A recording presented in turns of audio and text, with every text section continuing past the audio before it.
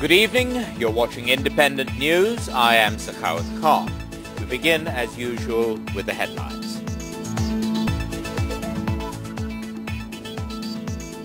The police claim significant progress in the case filed over the Ramu violence. BNP probe accuses the government of failing to stop the recent attacks on Buddhists.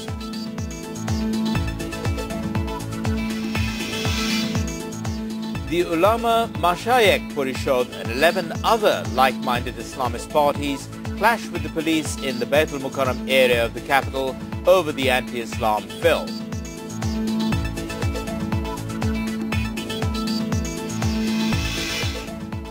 The death toll in the storm that lashed Noakhali on Wednesday has climbed to 23. The government denies allegations that it failed to warn the people of the upcoming storm.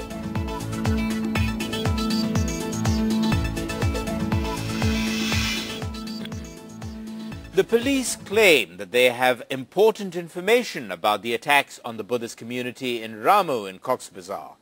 The law enforcers say that there has been significant progress in the investigation since the arrest of 2 alleged instigators of the violence, and also after the arrest of the drivers of the truck and the pickup that reportedly carried the attackers to the area. We have more in the report. The police have so far arrested 219 people over the Ramu violence. Of them, 87 have been placed on remand for interrogation. The head of the probe team said that they have almost completed the investigation. Sometimes we feel that it was just an outburst of a sudden tension. But after reviewing some facts, we also feel that such a massive attack would not have been possible without being pre-planned. Police said that they have managed to get important information from the detainees. The detainees admitted that they first instigated the tension. They saw the photo on Uttam Barua's Facebook page. We are trying to arrest the masterminds of the violence. The deadline for submission of the probe report was scheduled to expire today, but has been extended for 2 more days. A BNP probe committee has accused the government of failing to stop recent attacks on the Buddhists in Chittagong and in Cox's Bazar. The committee demanded the formation of a judicial probe commission led by the Chief Justice to investigate the violence. The committee, led by Maudud Ahmed, published its report today. Buddhist temples were attacked on the night of 29th of September. A 8-member BNP probe committee visited the areas in Chittagong and in Cox's Bazar. Convener of the probe committee, Maudud Ahmed, today published the probe report. In its 67-page report, the committee blamed the government's failure for the incident. Maudud Ahmed said that the government is now trying to put the blame on the opposition. The government must stop harassing the opposition and must withdraw false accusations against it. If the government forms a judicial probe committee, the BNP will cooperate with it. Former advisor Sultana Kamal advised the BNP to discuss the probe report with the government. The BNP can talk to the government and the concerned ministry. The party can also contact the Prime Minister. It can place the issue in Parliament and seek the government's accountability over the violence.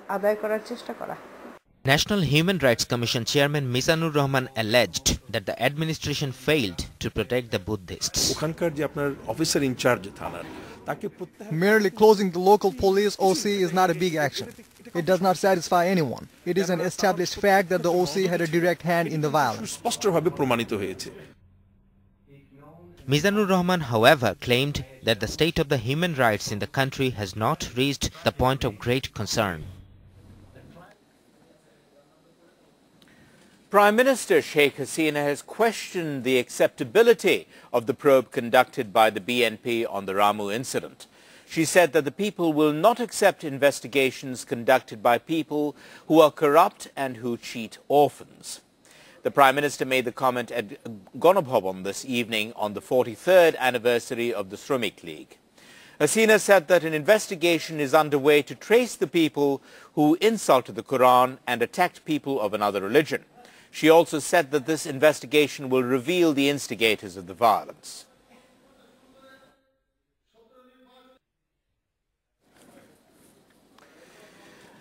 The Ulama Mashayikh Parishad and 11 like-minded Islamist parties clashed with the police in the Baitul Mukarram area today after Jummah prayers, as they again protested the release of a controversial video clip denigrating the Prophet Muhammad. Several people, including 5 police officers, were injured in the clash. The police fired a large number of rubber bullets and lobbed tear gas to control the situation. The law enforcers detained over 100 activists of the Islamist parties following the clash. The clash led to an abrupt halt of traffic for about an hour in front of the National Press Club. The law enforcers barred a procession of the Islamist parties as they moved towards the Press Club from in front of the National Mosque.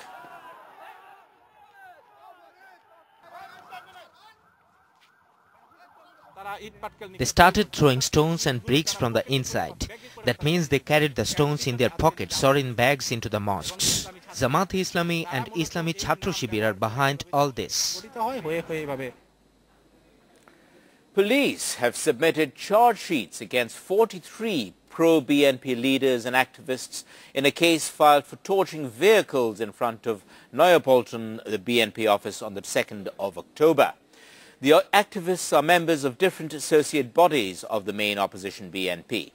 The activists clashed with police during a rally arranged in protest against barring a BNP rally in Netrokona district. Police filed 2 cases against BNP activists and had taken Jubadol President Alal and 21 others in remand following the clash.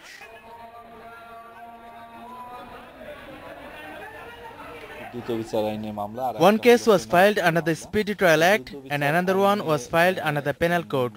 The charge sheet under the Speedy Trial Act was submitted yesterday. 49 people were accused in the case. Of them, 43 have been charge sheeted. The death toll in the storm that lashed Hatia, Subornachor and Companyganj in Noakhali on Wednesday has climbed to 23. However, government sources have put the death toll at 16. The Hatia Upazila Nirbahi officer said that fishermen from about 50 boats are still missing. Many people of the region have to spend the nights in the open because their houses have been damaged in the storm. Snapped road communications in the areas have not yet been restored. The local administrator, however, says that the relief work at affected areas started today.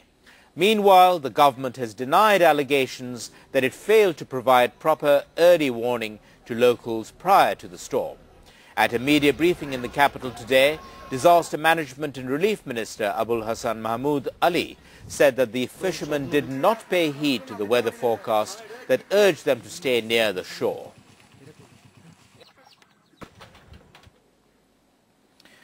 A World Bank panel of international experts is due to arrive in Dhaka on Sunday. They will oversee progress in the probe into alleged graft in the Padma Bridge project. The Anti-Corruption Commission, or ACC, is preparing to hold meetings with the panel. An emergency meeting took place at the ACC yesterday on this issue.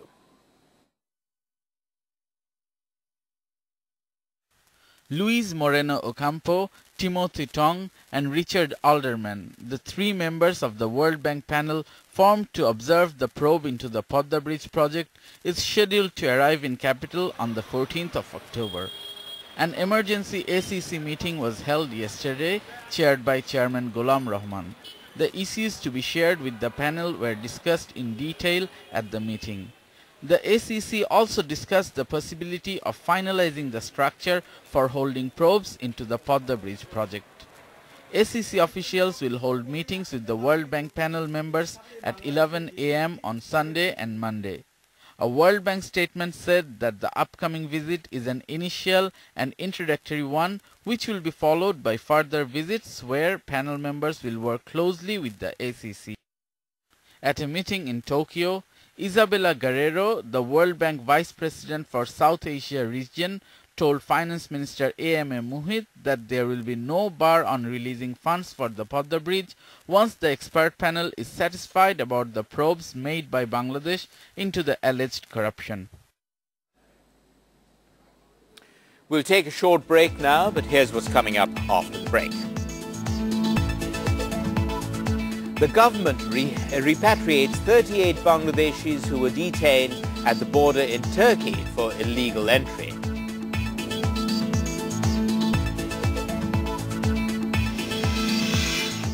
The European Union has been awarded the Nobel Peace Prize for 6 decades of work in advancing peace in Europe.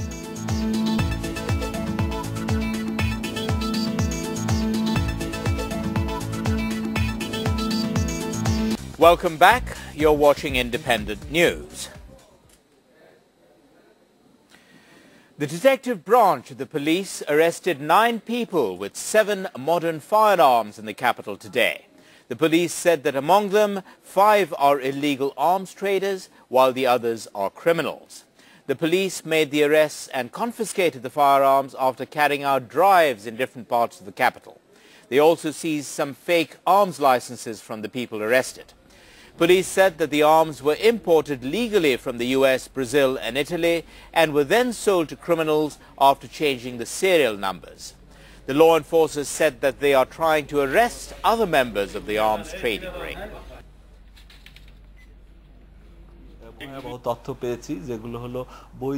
We have some alarming information. Behind the legal arms trade, some unscrupulous traders even sell firearms to criminals.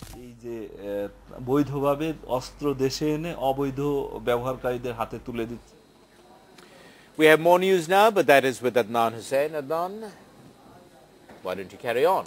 Thank you. Post and Telecommunications Minister Sahara Khatun has urged the people and Awami League activists to remain alert against war criminals and their collaborators trying to participate in the next general elections. At a program in the capital today, Sahara Khatun also said that a vested quarter is conspiring to foil the war crimes trial through their criminal activities. The minister further said that the brutal attacks on the Buddhist community in Ramu also might have been instigated for the same purpose. She added that such incidents are a direct threat to democracy. Therefore, the perpetrators of the Ramu incident should be punished, irrespective of party affiliation. Industries Minister Dilip Barua has urged the business community not to compromise the quality of production for the sake of profit. He made the comment at an SME Foundation program in the capital today. The minister presented RSO certificates to the HIPS Food Product and the Noor Food Product companies at this program. The RSO certificate is awarded to institutions that achieve international standards. The minister also said that there are many obstacles to improving the standard of product foods, marketing them, reducing production costs and using modern technology in the country's SME sector. He added that the Grand Alliance government is sincerely trying to resolve the problems.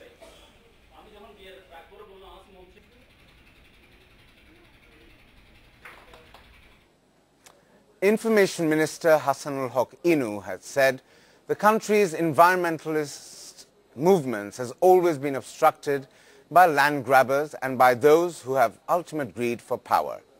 At the program titled Nature Fair, organized by the students of Notre Dame College in the capital, the minister made the comment today. The minister also said that deforestation, increase in salinity and the rise in sea levels are the biggest challenges in preserving the environment in the country. Notre Dame College students organized the 2-day fair to create awareness among the people to preserve the endangered environment of the country.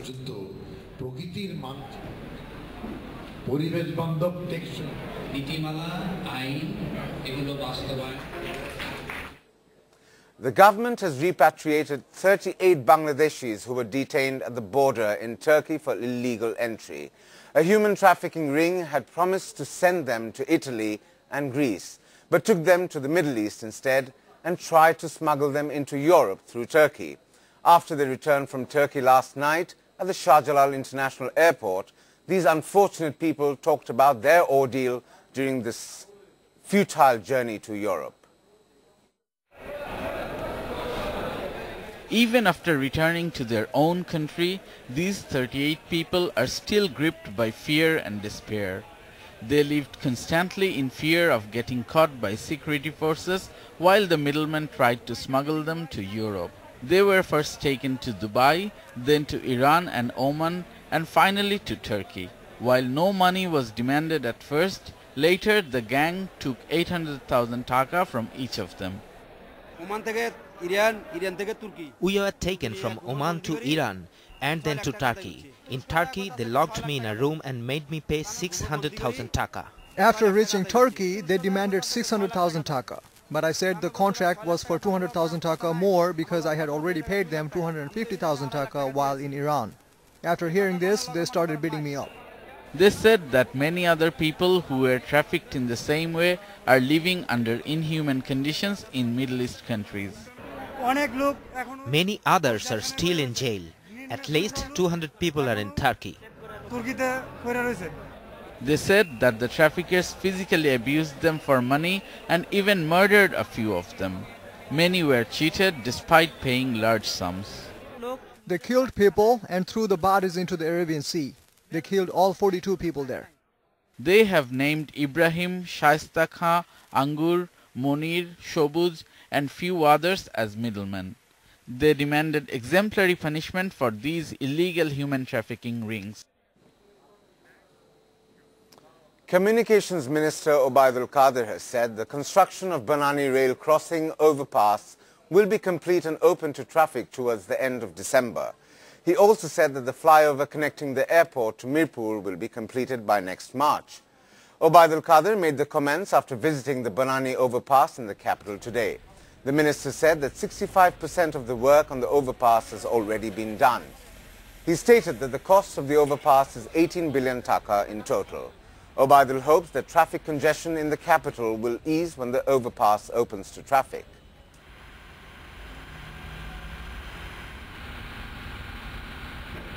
Even though the sale of advance tickets for intercity buses counters started on the 10th of October, there have not been any long queues at the ticket counters. On their part, passengers allege that they are being overcharged for tickets at some counters. Transport companies, however, gave their usual response that they are charging the normal fare. However, they admit that the fare might be a bit higher than normal because of the buses will return almost empty. People managing the buses counters said that passengers are opting for train services rather than the bus for fear of traffic jams. These traffic jams are common because of the makeshift cattle markets clogging the roads during Eid al-Azha.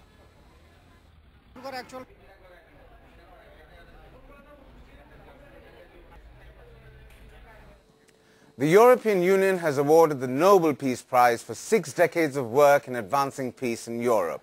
The committee said that the EU has helped to transform Europe from a continent of war to a continent of peace.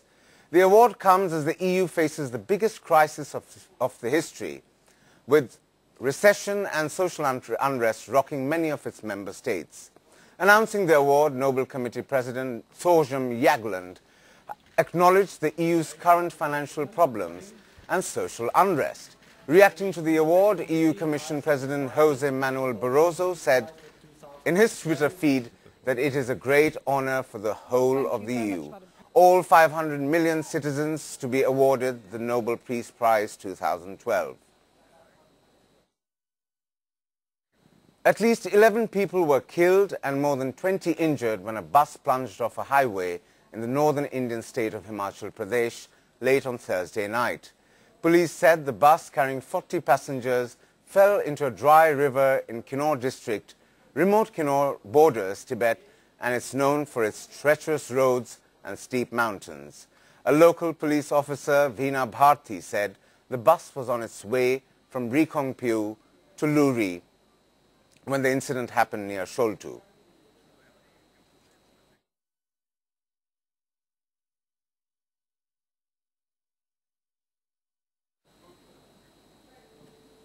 That's all from me. Anything that you want to add, No, I think Sakawat? that's all we have time for. Let's get ahead with it. That's all we have for now. You can get more news and updates from independent television through your mobile phones.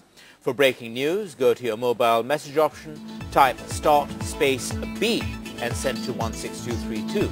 For daily news updates, type start space DN and send to 16232. You can also call 16232 from any operator. to listen to the latest headlines in Bangla. That's all we have from the English News Desk this evening. We'll be back tomorrow evening at our usual time. Thank you for being with us and good night. Good night.